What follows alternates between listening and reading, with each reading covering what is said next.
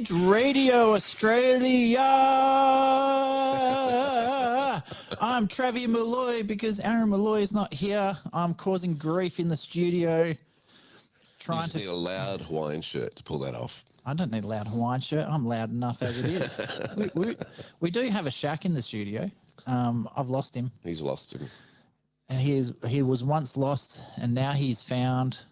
And I zoomed right out, so all my controls have disappeared. There he is, the Shackmeister, the Shaquille Latimer, the Shaquille O'Neal of the finance industries, the loud shirt, making up for the lack of Aaron. Obviously, we are here for the greater wealth. Derek Whittaker. I put some extra effort in today with this shirt to make up for Aaron. That's lovely. So we do have Derek Whittaker, Blue Sky Factory, blueskyfactory.com.au for all your educational classes, especially around finance. And remember, that's blue with no E, BLU, skyfactory.com.au. We had an event on Wednesday night. It went really, really well. God, I'm so angry I missed that. It was so good. I was ready to strangle a child.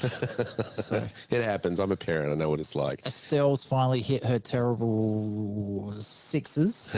Anyway, so just I told you. But it was great to have some of the Edge Radio family there. I heard it was a good turnout. Yeah, so it was really, really good. And I saw some of the comments afterwards saying how awesome the show was. So no, it sounds like an awesome event. I'm truly devastated I missed it. So I do have to apologise, Mr. Whittaker. Oh, that's right. We'll get you the next one, huh? Okay, just not with the Winchester 3030. So we've just got off air. So we did a surprise Freedom Friday live on a Monday, which is kind of weird, but we do have the US election coming up tomorrow. Well, is it Sunday? Still there? It's Wednesday, Perth time. Wednesday early morning for Perth. Tuesday day for America. Trump. Well, it's Tuesday night. The showdown. Was it Tuesday night for us? It's Tuesday night because it's Tuesday night for America because the polls will close on the East Coast about 7 o'clock, and then it will go through 7:30, 8 o'clock, 9 o'clock, and then finally you get over to California or to the West Coast. So for us, it'll be because I'm going on to Turning Point Australia with Joel Jamal. We think we're kicking off at about 10 or 11 o'clock in the morning, and I'd expect us to go for several hours because it's we're in Australia, so we'll probably. I believe that we'll have a result that night. That's just my feeling. I think it's going to be too big. So, but if not, well, then you'll find out Wednesday night when they count the 4 a.m. Ballot drop in Pennsylvania. So for Turning Point Australia, I won't say they're a sister studio. We just love sharing their stuff. Joel Jamal's absolutely awesome. I've got a little surprise for the studio, which no one else knows about yet, but it's coming in the moon. We'll see it soon. Hopefully, fingers crossed, it'll get here before the election. I doubt it. Australia Post, but anyway. There is a surprise coming for Edge Radio. Haha. Thank you, Joel. Legend. So, to watch your show, Shak, what is it? On Facebook, YouTube, turningpointaustralia.com. It's tpaus.com.au from memory. No, it's not my show. It's Joel's show. But yeah, I think it is. It's a TPAUST. And also he broadcasts onto YouTube and across all the socials. But look, my pretty face just shows up at the studio. I don't know anything about how it runs.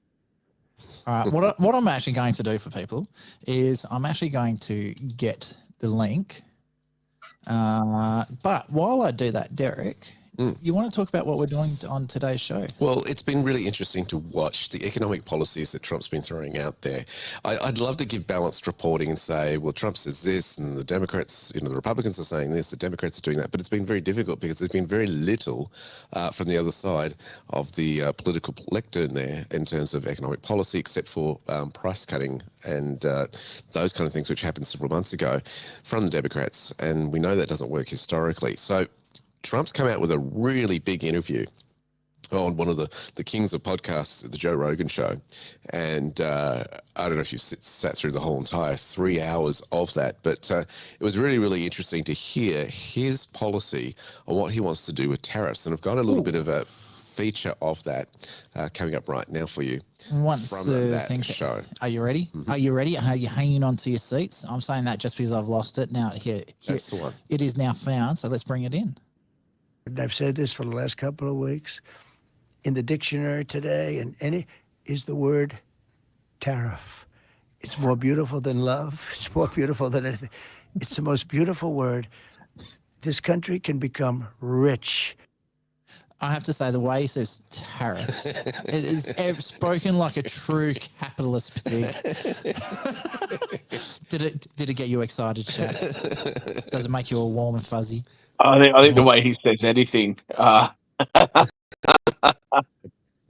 It reminds me of I don't know. Like if everyone wants to know how he ended up with a supermodel as a wife, I mean, just imagine him going there like, "I will be the greatest husband that you've ever known in the universe of husbands."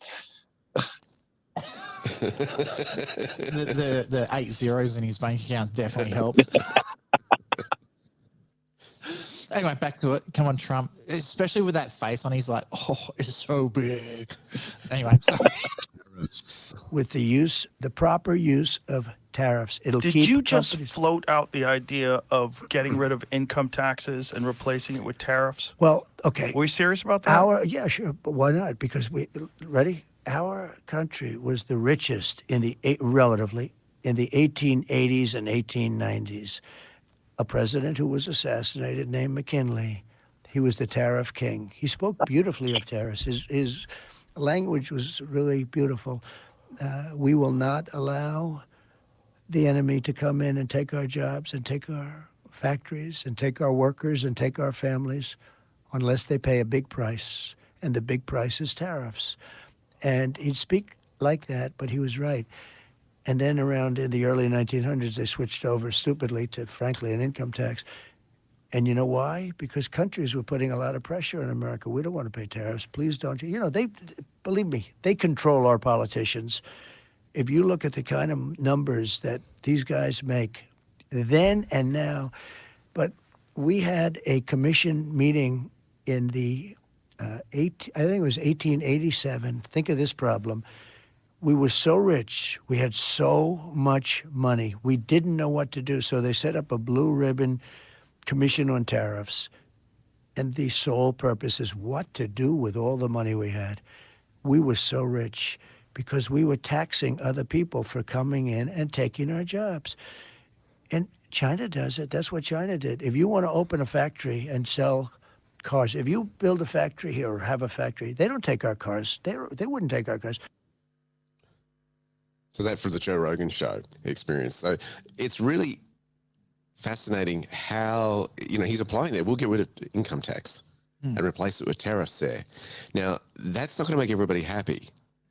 Who's not going to be happy about that? Well, probably the Federal Reserve, maybe. Well, wouldn't they be? They're still getting money. Because of taxes. Well, yeah, maybe off tariffs and that sort of stuff, and they could lend out more. I mean, look at the economic woes and debts in the US anyway at the moment. That's really interesting what he's saying there. But I mean, talk about winning the heart of the people. People going, what? No income tax? Woohoo. I think, Shak, you'll be moving over there and applying for some sort of visa or something, if that's the case. Well, if Trump wins, I'd certainly be interested in setting up an office over there for sure. But I do have to say, I love the idea of no income tax.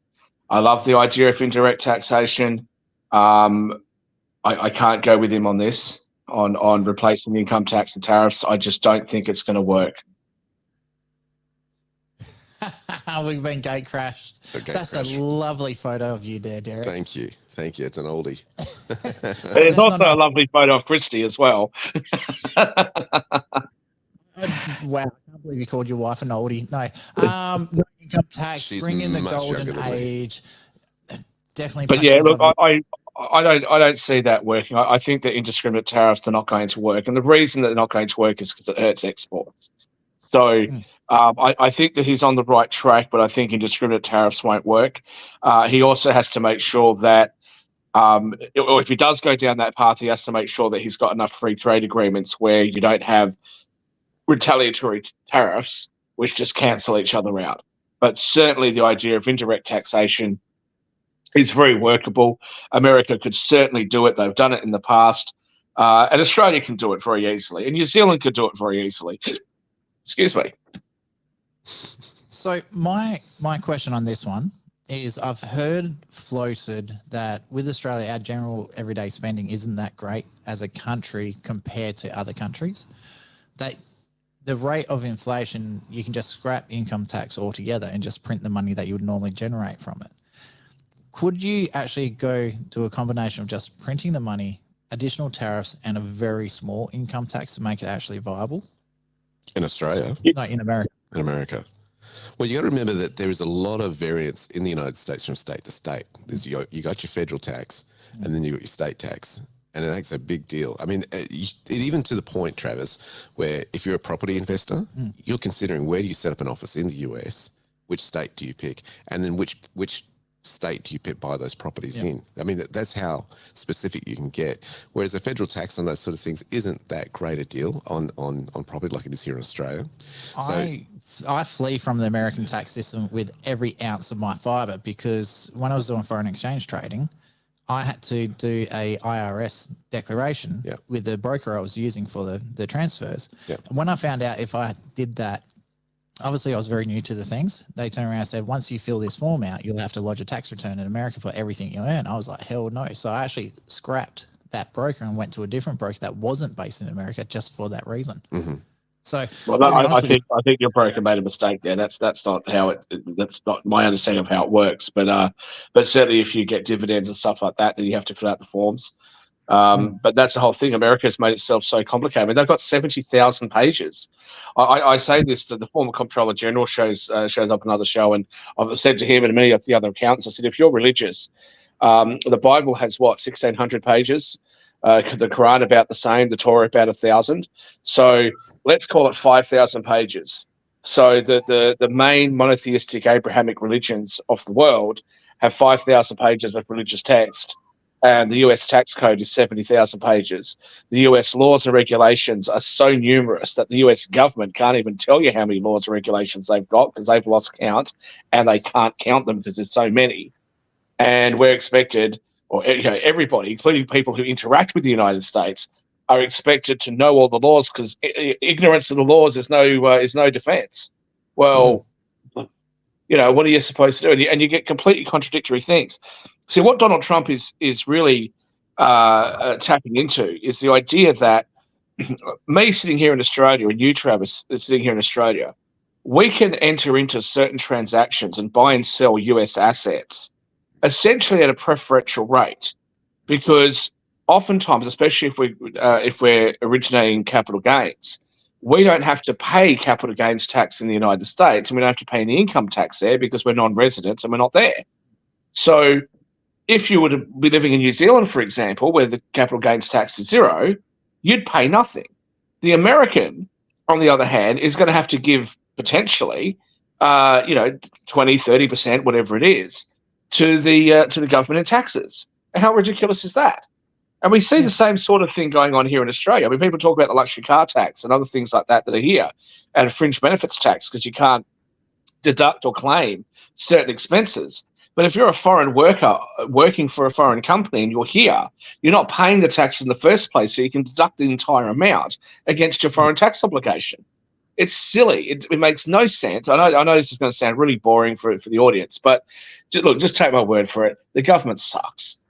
That's the bottom line. That's what I'm trying to get at. So yes, Lisa, thanks for jumping in. The government itself doesn't know all their own laws. There's a couple of the guys are Arabic, and he's talking like as if he's, they talk to themselves. So they're one pretending to be the US government, one's pretending not to be. And he's like, okay, I've earned some money. How much did I earn? And then the government goes, we don't know. You've got the tools to sort it out. And he goes, okay, how much am I supposed to pay? And they're like, we don't know. That's your job. There's the tools. And he says, okay, but what happens if I get it wrong? And he says, oh, we'll know you got it wrong. And he says, well, why don't you just tell me how much tax I got to pay? Well, we don't know that. You've got to tell us that. And it's just like a constant run around circles from each other. And I to be honest with you, with the American tax system, I've got no interest dealing with it whatsoever. Give me Vietnam's tax system any day. But you got to remember too. So it's either PragerU or it was the Tax Foundation that sent out a fictitious, example tax return for a married couple with 2 kids on an average income with average expenses. And they sent it out to like 100 different tax preparers, and every single one of those preparers came back with a different result. and the people who worked at the IRS also came back with a different result, and you're expected to know the difference. I mean, it's completely ludicrous. It really is. Like, I just don't understand how anyone can expect, especially when you do businesses, new businesses, you're counting every dollar to make sure you're covering your costs. How's a new business supposed to survive in a country like America? And they wonder why no one's around. Well, you don't do it. You set up somewhere else, and then you set up a branch office in the United States. And the real problem with what Donald Trump is suggesting, and one of the major concerns that I've got with it, we all know that I'm I probably like him more than anybody else at the moment on our side. But the real problem I see is that he could actually drive up the manufacturing jobs in the service sector within the United States. But what the big companies will do is they'll shift all of their back office functions to other countries because you can't re-tariff that. So when you go and see your accountant might be customer facing, like in the country, but all of the bookkeeping and all of the actual work is being done offshore. And that's what you'll end up seeing. You'll end up seeing a push for professional services to be offshored because they've got to offshore something. And then if a future government then releases the tariffs, what you'll find is that manufacturing and professional services will be offshored. So a lot of red tape is wanting to be cut here. Well, I just see this as trying to simplify the 70,000 pages of the tax system. If you take away the income tax side of things and you just leave it with the tariffs, international tariffs, how much of your tax code would you actually remove? Yeah, exactly. In my opinion, this is what they should do, right? And Australia should do the same thing. And you guys in Western Australia are not going to like what I'm going to say, but I'm going to say it anyway. Here's what they should do. The Middle East, most of the Middle East has a 0% tax rate. Why? Because they have a 50% tax rate on oil and gas exploration. Now, approximately what they do is they say to a company, if you come in and you invest a whole heap of money in order to be able to develop this particular site, you can get all of your money back. And then once you have, it's a 50-50 split because this, the oil or the gas or whatever belongs to the people of this country. So we want half and you can have half. And that's how they're able to maintain that. Australia being a resource-rich country could certainly do something like that. You could scrap the income tax, have a national sales tax, maybe bring it up from 10% to 15 or even 20%, and you'd absolutely be fine. I mean, you look at Monaco. Monaco has a consumption tax. I think it's 21%. They've got no income tax. They've got no corporation tax on companies that operate within their country. You look at the Middle East, similar sorts of things. So you can simplify it by some level of tariffs, especially punitive tariffs against bigger countries that are abusing the system, and special excise taxes. That way, you don't have to fill out a tax return. You earn your money, you spend your money, and that's it. You're done. So I have to say, and yes, thanks for that, Aaron. Already done it. Let us know that the levels are good. I personally am a big fan of consumer tax, the GST, but you have to drop the income tax. So my understanding, the original GST was supposed to be 15%, and our income tax was supposed to be lower, and stamp duty, and there was a couple of others were supposed to be abolished. They ended up going to 10% GST, and all the so-called taxes that were supposed to be abolished, every single one of them still around. You're still paying them. You sit there, government's still double dipping. That's my concern with the government that I can't trust. I can't trust the Australian government. I would love to have a flat 20% income tax, and then have, say, anywhere between 18 to 25% GST tax. Because if you, like Shak, want to drive around some really, really fancy cars and wear expensive clothes and jewelry, you pay a higher tax. But if you're just, saving your pennies, trying to save for a house, you're just buying your everyday food, stuff like that, obviously you don't pay less tax. So I think you've got to also think of it in terms of economy. So and I think that's what where he's coming from. He's wanting to get US manufacturing up and on the ground once again. Well, that's jobs. Exactly. And that's what gets them out of recession. This is what averts danger for their economy. And I think that's the heart of it, is getting Australians, if you're going to apply it to an Australian situation, get them working and get the country building. The other one I can see that Trump's trying to do, because there was a massive influx of immigration to America. We're talking millions of people a day here. So they're already playing catch up on there's not enough jobs for everyone. There's not enough food for everyone. They're not producing enough stuff. So that's everything across the board is low.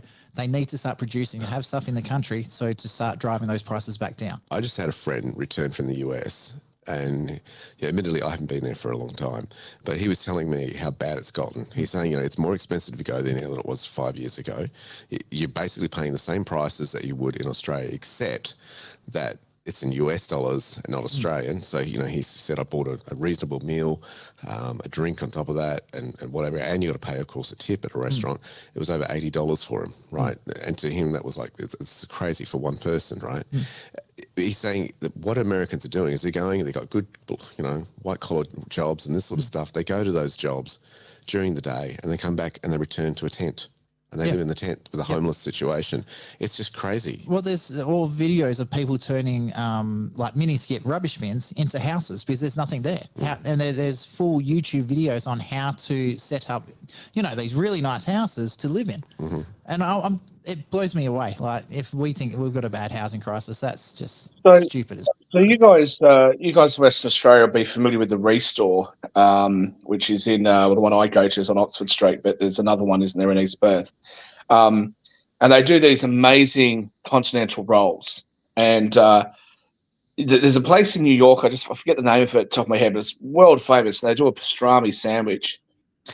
And now the price of that is $30 US. So we're talking about almost $50 Aussie for a sandwich. Now, it's a beautiful sandwich. Don't get me wrong. It's an amazing sandwich, but it's $50 for a sandwich. It's just silly.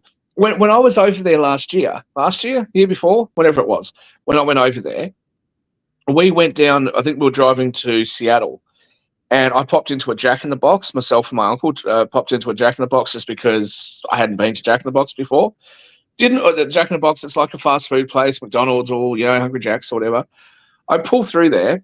All we got was just 2 meals, like two burgers, chips, and a drink. It came to $40. Sounds like KFC at the moment. Right. Now, look, I can afford it, but the everyday person, like, who's going to be able to afford that? I mean, can you imagine if you've got, look at Derek, right? You got a husband, wife, and 4 kids, and you go and get 6 sandwiches. You and your That's 4 $50 kids. a pop. I don't think your youngest kids would eat one, but you know what I mean? Like, it just the prices are absurd. So this is why I'm not buying that his poll numbers have dropped. As much as they're saying, I'm just not buying it. She doesn't go from being terribly unpopular with terrible ideas to being amazingly popular. And if you compare the two economic plans, I do have some reservations about replacing income tax with tariffs, but I think he's heading in the right direction. Her genius solution is let's introduce price controls on rent and price controls on food. Every time that I am aware of where price controls have been tried in relation to food, it has led to food shortages and starvation. It is a terrible idea. And if the Americans vote for that, that's what they'll end up with. Well, the simple fact is that for the growers, there's no point in growing anything anymore because you can't sell it for a profit. You can't survive yourself. So why the hell would you do it? You can't survive as well because you've got to pay through the nose for fertilizer and all the other things that you need. Now, have a look what they're doing in Europe. They're now trying to tax it. And I read a report here, and somebody will have to fact check this because I don't know all the details, but I read a report here a few months ago that Albo's genius Albo government is paying our farmers not to grow food here in Australia. Something's got to give, seriously. Something's got to give. Josh loves doing quick research. I'm seeing you in the chat there, Josh. You also came up with a question as well. Can you just have a look, see if the Albo did actually come up with that one? Because I have heard it, but I thought that was Denmark or one of the Scandinavian countries. In the meantime, he has come up with increase the capital gains tax for foreign property investors in the Australian market. So sorry. So I buy property. This is mainly, my guess is this is more around the homelessness to try and fix that issue. You're not generating more houses. You're not reducing the demand on either way because it's already overinflated. The supply and demand is still going to be the same. I don't think it's actually going to solve anything. I don't think foreign investors should be getting tax incentives per se, but I still think you should be supporting Australian investors first and then secondary foreign investors second. That's just my personal belief. Or at least give tax breaks to Australian investors that you wouldn't give to the foreign. Yeah. So I still think I disagree. I'm sorry, guys. I disagree. You can't. First of all, you're not giving tax breaks to foreign investors. They don't pay it here anyway. International agreements say that capital gains arises in the country in which you are tax resident. If we were to introduce that foreign investors have to actually pay taxes here, then what you would see is a retaliatory CGT tax. I think the far better thing for us to do, one would be, and it's one of the very few times that I'll call for it, one would be a direct subsidy and tax write-off for people that are trying to get into their own home here. So we prioritise people that try to buy their first home. I'd leave the CGT issues aside, but I would strongly consider, as many countries do, a withholding tax on Australian earned income or Australian earned profits that are going overseas. Now, how much of that you would attribute to property, I don't know, but certainly for dividends, as we know, many of our major companies are owned by overseas shareholders. So a withholding tax on their profits, I think, would be a good starting point. And as for the CGT on foreign property ownership, I think there are other ways of being able to tax foreigners for their holdings in Australia. Personally, I'd love to see superannuation be allowed to use for your first home, only your first home. And secondly, your mortgage repayments on your mortgage for your family home, whether it's your first home or not, should also be a tax write-off. They're two things I'd like to see. Yeah, I don't know about that superannuation one because, I'm not sure about that one. So you look at houses at the moment, they're averaging between 10 to 15%. What, to get somebody in the market, all the real estate developers will do is just absorb it and up the prices again. We've seen it time and time again with every government grant that they've been given. They just go, great, and then it just is absorbed into the market. The market goes, right, we've had a property boom. So, Yeah. So force competition into the market then. Well, what you do is you simply say, we as a government are going to guarantee the loans. You've got programs like, again, in Western Australia. I'm talking about Western Australia because most of our audience is from there. We've got that Key Start program where you only need to put 2% down, et cetera, et cetera. But then what they do is they limit you that you have to earn under a certain amount of income in order to be able to qualify for the Key Start loan. So increase income thresholds. That's one way of doing it. The second way of doing it is to incentivize the big banks and the private lenders to be able to provide these loans to people by having the government guarantee the loans for a certain period of time until equity builds up.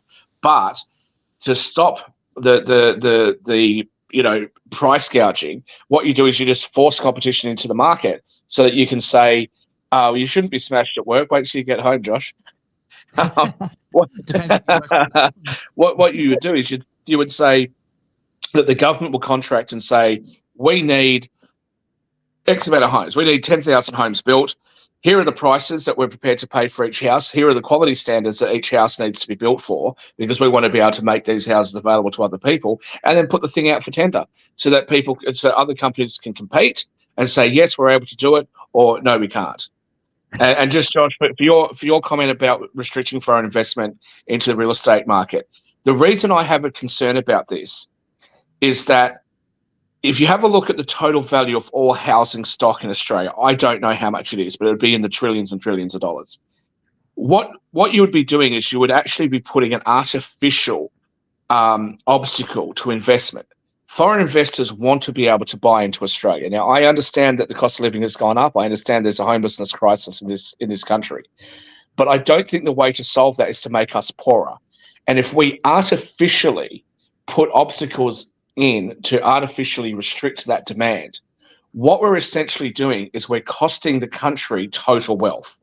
Let's just say that the entire real estate market, I don't have the figures on the top of my head, but let's just say the total real estate market in Australia is worth $5 trillion. And by us putting obstacles in, we stop it from growing by 20%. That would make our entire nation poorer by $1 trillion. This is what I have a massive issue with in New Zealand, when the great Dame Ardern decided it would be a good idea to restrict foreign investment and increase taxes and et cetera, et cetera. The reality is that whilst that helps some people on the surface, it actually makes the entire country poorer. So you would be better off introducing taxes on investment properties and using that to subsidize everybody else, which wouldn't work, but you'd be better off doing that than artificially restricting investment into property or anything else for that matter. Now we do have three more videos we got to go to, and we sort of went on tangent like in typical Travis fashion. So let's get back onto what we're originally going to talk about. Musk says he'll cut a lot of red tape from the US budget and costs in it as well. Let's have a look at this video. For you, and then I'm getting out of here because this is your stage. But we set up Doge. Yes. How much do you think we can rip out of this wasted $6.5 trillion Harris-Biden budget? Well, I think we can do at least $2 trillion. Yeah! Yes. $2 trillion. I mean, at the end of the day, you're being taxed. You're being taxed. All government spending is taxation. So whether it's direct taxation or all government spending, it either becomes inflation or it's direct taxation. Your money is being wasted. So there you go. $2 trillion. That's a lot of money. Just a little bit. And what's fascinating about this, of course, you've got to remember on the car industry side of things, Trump's going, hey, we've got the oil. Let's use it. And those who want an electric car, now, of course, who's one of the biggest pushers of electric cars? Musk, with Tesla and all that sort of things, but they're working together. So that's a fascinating one in relation to how they're working through this with Elon, now getting into politics and going through a bit of a review and going, yeah, we can cut this, cut that. And I mean, for libertarians who love smaller government, that's something they would welcome. Yeah. So I think the first thing to be clear here, electric vehicles have their place. And I think Shak made that very, very clear. In a city where charging points are all over the place and you're just going like quick little drives here and there, yeah, definitely there's a purpose behind electric vehicles, especially cutting down the amount of smog that's in the cities. Truck drivers, country long haulers, farmers, like electric vehicles just will not work. It's the weight of them is insane. Your garbage trucks, like I don't know if people have noticed, all the road where we live is actually separating because the council I'm in actually has an electric rubbish truck. So we never know when the truck's going to come because depending on how much rubbish is in the car, it depends on how fast the battery runs out. So just the sheer weight of the truck is actually damaging the road. So that's other things we've got to start looking at. You know, electric buses, probably not a good thing because to have the batteries, that's going to weigh an absolute insane amount of money. It's not the right purpose. It's like trying to use a sledgehammer to tap in a tack. It is the wrong tool for the job. Trump's big concern is that electric vehicles will all be manufacturing will move over to China and Americans will start buying cars from there. That's his big concern. Yeah. So Well, build look, them in America. the other thing is, you know, a good friend of ours has a Tesla, one of the top of the range Teslas. The big problem is that Does he have a man? you can't use them in cold climates. The battery deteriorates. Now, we all know that I have a particular type of vehicle, and I've been talking to the big dealership in Sydney and said, hey, I've just noticed that there's a new model coming out for next year, and they've actually got one here at the moment that I can go and check out. And I'm contemplating things, you know, should I or shouldn't I, you know? And they said, oh, would you be interested in the electric one? And I was like, an electric supercar, how's that going to work? Well, it doesn't. It's a hybrid. And it's a hybrid that it does 50 kilometers. And I'm like, but 50 kilometers at what speed? Because optimum driving conditions, I don't drive my car in optimum. Just ask Derek how I drive sports cars. Like, there's no way that I'm going to just sit there and drive like a little old lady. You know, like, what are we talking about? I mean, it just doesn't make sense. I think that, look, for an Uber driver working around the city or something like that, yeah, no problems, right? For your Domino's pizza delivery, cool, awesome. For your Australia Post guy that rolls around on that sort of electric bicycle-looking thing that they have these days, cool, awesome. But like, you're going to drive across the country in an electric car. You want Linfox to convert all their trucks to electric trucks. I mean, it's just not going to work. But they just won't have the range, and that's the biggest problem. Not in this country. All right. Look, it's interesting to And what's hear. wrong with hydrogen, by the way? We've had the hydrogen buses for ages. Well, what's wrong with using hydrogen, given that we've already got the technology for that, rather than trying to load up electric batteries, and then we have a problem with how we're going to recycle the batteries and all the toxic chemicals that are in them, and et cetera, et cetera. Just a nonsense. Well, I've had this debate with someone online before, and they reckon that it's because the hydrogen is under such high pressure in the car that they're an explosion risk. Well, I was referring I was referring to buses though for hydrogen because we're using that on buses. But I You wanna mean, make the car? the issue with climate change. I mean, how about somebody has a look at the shipping lines and see that they use the lowest grade of oil products in order to fuel their ships. So what's next? You're going to have a solar panel ships? I mean, it's stupid. Can you imagine a solar power ship in a cyclone?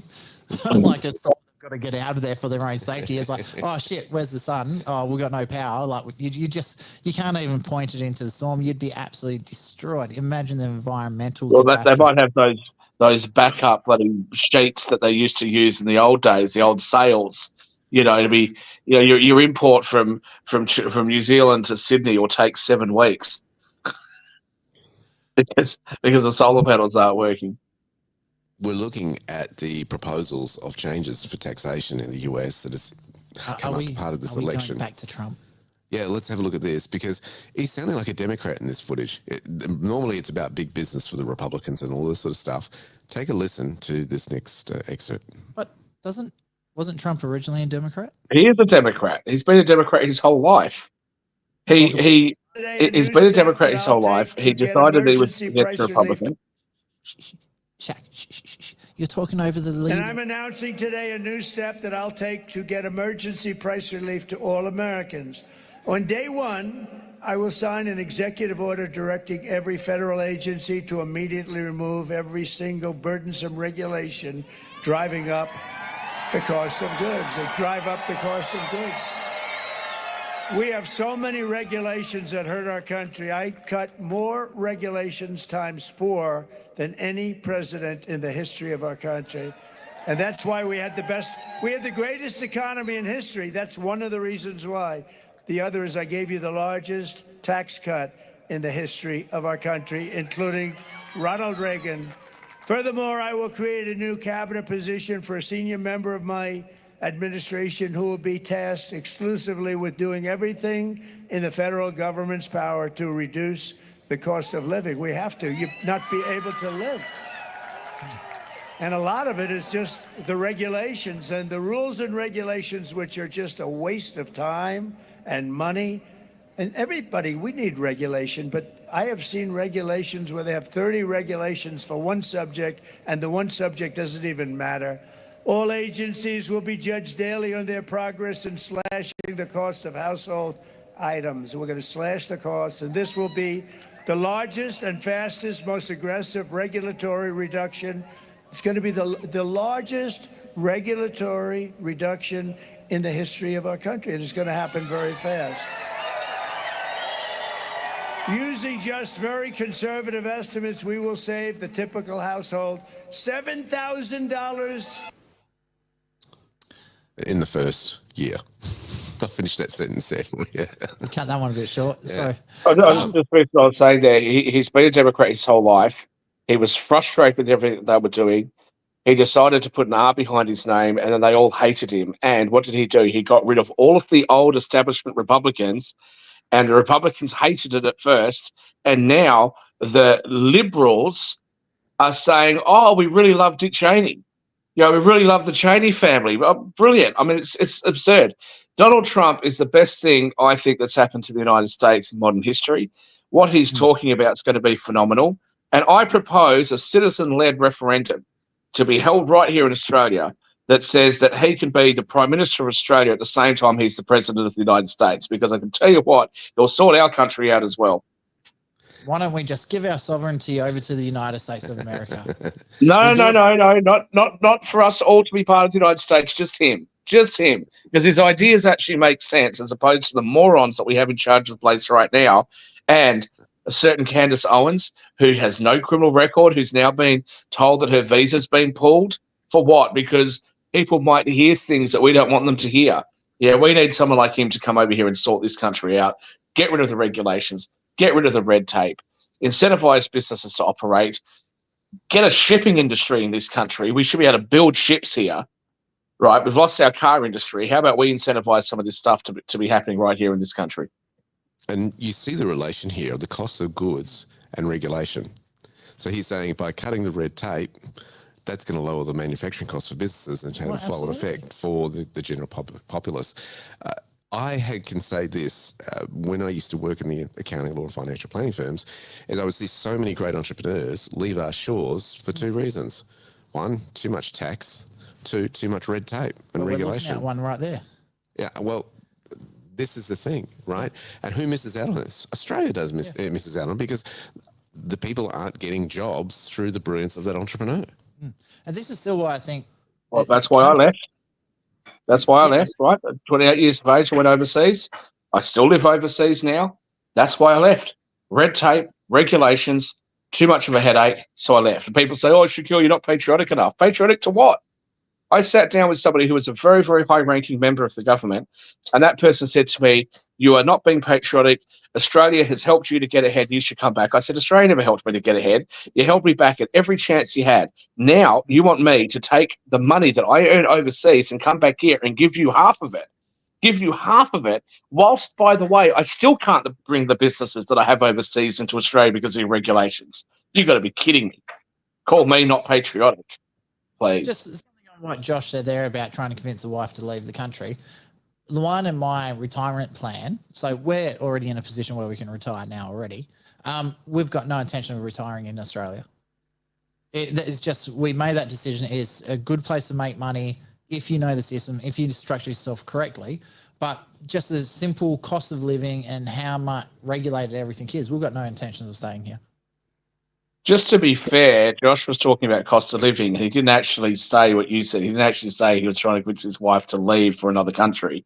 He was trying to convince his wife to leave. So maybe he thought that would be a cut to his cost of living. That's cheap. We love you, Josh. Wife is absolutely awesome. Again, another one that's punching above his weight. Like how Josh got her. Damn, well done, Josh. Another point here. That's why the cost of living pressures are up. I told you. I'm going to leave that alone. This is Derek's show. For those who are sitting here thinking, well, this is just these bunch of capitalists talking all this sort of stuff, big business supporting them and all that kind of thing, have a look at this one. Now it's going more on a something that the Democrats would push as opposed to someone from the Republican Party again. It's interesting how this flows on the next video. All right, here we go. A new policy today that I will support a tax credit for family caregivers who take care of a parent or a loved one. It's about time that they were recognized, right? They add so much to our country and are never... There you go. I think it's our internet starting to play up again. We're having some joyous time out the studio at the moment. NBN, thank you very much. So it's... In a weird kind of way. Sorry, go on. I thought you paused. No, so... A lot of people don't know this. 2015, I decided to park a motorbike under a car doing 110, 13 ruptured discs in my spine, busted knee, ankle, pretty much everything down my right side of my body was stuffed. So Luan literally babysat me for about 7 years. So any carers payments, I think some people say she's still babysitting you, but anyway. Yeah, no, but that's part of it. Don't release my kinks. No. So anyone who is full-time carer, anyone who looks after people like your family members and things like that, I've got the absolute utmost respect for those people because I've been on the receiving end of that, and it's not pretty. There's no nice way to put it. So I think every cent that we can give to carers is money well spent. They do it tough, and they can't go out and get a regular job because they've got to look after that family They can't member even as go well. out for a regular meal. Like one of the biggest frustrations, because I was in a wheelchair for 9 months, so we'd go to like any shopping centre. It doesn't matter which one it was. So, for example, Carousel Shopping Centre here has 7,500 parking bays, and there was 27 disabled parking bays. Mm-hmm. So, like, it just blows my mind how. I'm trying to think of the word. It's not discriminatory because it's not discriminatory. They've met all the legal requirements they have to do. People just don't think about the difficulties like just getting in and out. So my brother's wife has a autoimmune disease where she'll be walking, she'll be absolutely fine. Next minute, she's on the ground withering in pain. So she has a disabled parking bay because she's got to get in and out of car. She can't just sort of like half open the door. She's got to have it all the way open. Mm-hmm. Things like that. And like if you see her walking down the street normally, you wouldn't know any difference. But she's messed up. Like, and I'm not trying to like put her down or anything like this. She's just not a healthy person. So, and the amount of people who just they need more help, and the government just does not do it. I think that this is one of the big failings, and this is my big grainy moment. Is I think that people with disabilities need more help, especially the elderly, retired.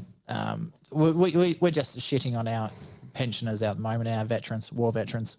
So, sorry. Well, so we tried to do something about with the NDIS, and then have a look at what they and what they've done with it. I mean, the NDIS has just become a rort for service providers, and the money that Australia is putting aside for people who need it is not getting to them in the way that it should be.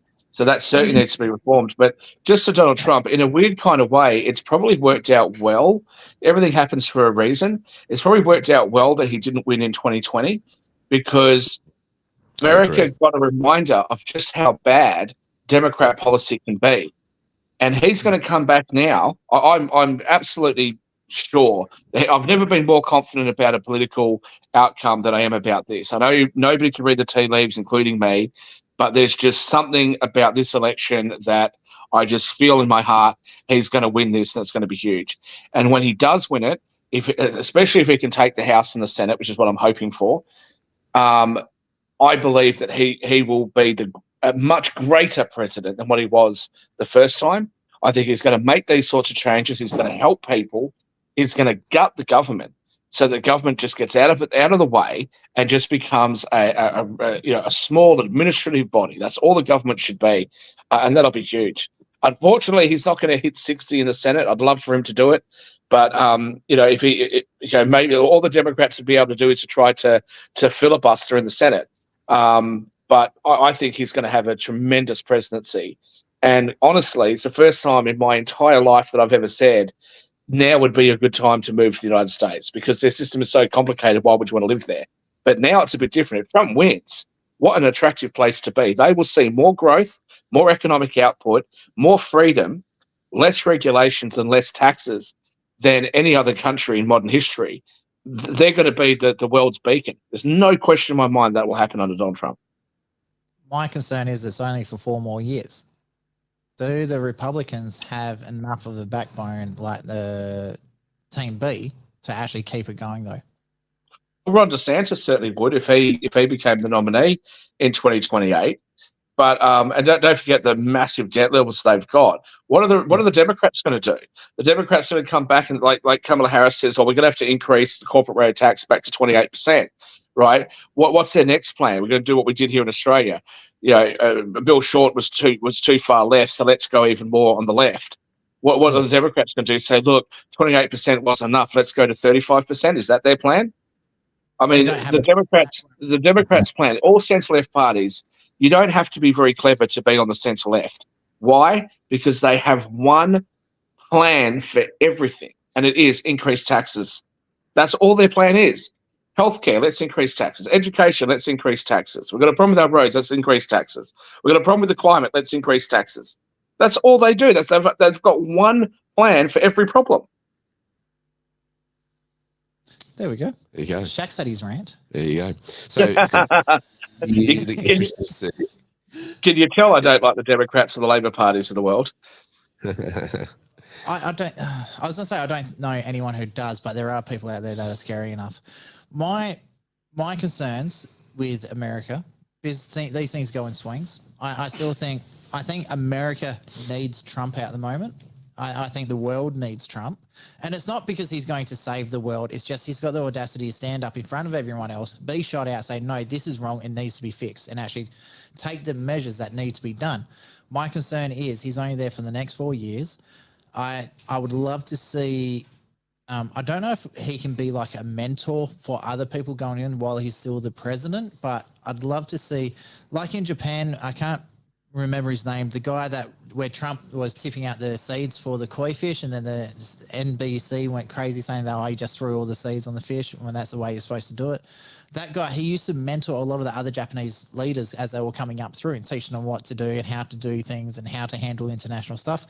I don't really see much of that going on from the outside looking in. So I'd love to see the Trump dynasty to continue past the 4 years, not as president, but as a massive influential figure within the Republican Party? I think the world, obviously, he's got a fight to get there, and Yeah. has had a massive fight to get there. What's going to be fascinating is what changes he brings in, how quickly, how swiftly will America change. And I think when they see the contrast, that will then influence what they expect in 4 years' time. Big shoes to fill. Absolutely big shoes to fill for anyone who comes after Trump. Not only that, but it's also going to be interesting to see him go for it, because, you know, if this is his last home run, Last hurrah, let's go. he doesn't have to win another election. Let's just go for it. And as his policy says, make America great again. What shoes from that? He's got nothing to hold back. You've got to mention too that he's going into this a lot more wiser. He knows who's who in Washington now, whereas before he really didn't, by his own admission, he didn't know who was who. Is this a good person to work with? Is it not? And he described it as there's many survivors in politics who just keep their head down, but they work out a 20, 30-year career. And not really sticking their head out too much with policies and where they stand. They're just flying through under the radar. This is one thing. Josh just come up. I like the team Trump has put together with RFK, Gabbard, Vivek, Vance, and Musk. Vivek is someone that's Salami, isn't he? Yeah, you're a big Salami. fan of him, yeah. I love him. I think he says the right things. Again, Shak proved a point that he's a little bit inexperienced. I'd love to see him come up not as the next leader, but probably in about 10 to 12 years' time sort of things. I'd love to see him in the leadership position. Vance, I'm actually liking. The more I see of Vance, the more I like. And there was another one, DeSantis. I think that's how you say his name. I think he's going to be a good leader in the future as well. That's just my personal opinion. So I said the inexperienced part, I think I said about Vance. So a couple of things. If Donald Trump wins the presidency, introduces the changes that he's talking about, and the United States has the economic boom that I think that they will, that I think will actually have an effect on other countries. In the same way that if you have a look at the UAE, and especially if you have a look at Dubai, you're seeing Qatar and you're even seeing Saudi Arabia saying, hey, that's a pretty good plan. Let's liberalize ourselves a little bit. Let's make ourselves more open and attractive to foreign investors. Let's have the sort of boom that they had in the UAE. So I think you'll start to see peer groups of the United States say, or their citizens say, we need that. And that could actually have an effect, and especially on England.